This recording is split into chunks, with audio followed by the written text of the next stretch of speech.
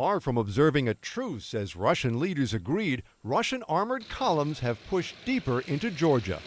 Russian tanks have been on the move. Russian tanks have been, and Russian troops have been behaving extremely aggressively, and they've been in the process of basically completing ethnic cleansing of all Georgian populated areas of South Ossetia and Abkhazia.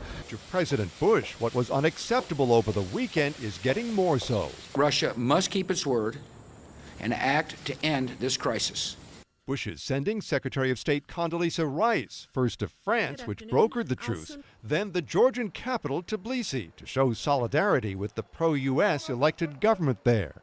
Bush has also approved shipments of food and medicine to Georgia, putting U.S. military planes and ships into the conflict zone. Plus, Bush is hinting if Russia doesn't stand down, it could be booted out of the G8 and other democratic clubs. Now Russia is putting its aspirations at risk by taking actions in Georgia that are inconsistent with the principles of those institutions.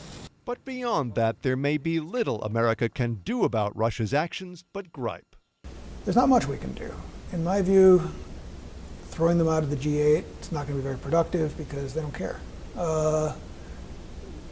Blocking them from WTO entry is not going to be very productive because they need a bilateral agreement with Georgia. They're not going to get that.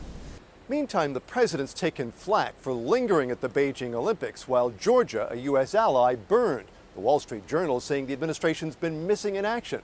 Now, the White House hotly denies this, but it does say Bush is postponing a planned Texas ranch vacation so he can stay on top of things here. Mark Smith, The Associated Press, the White House.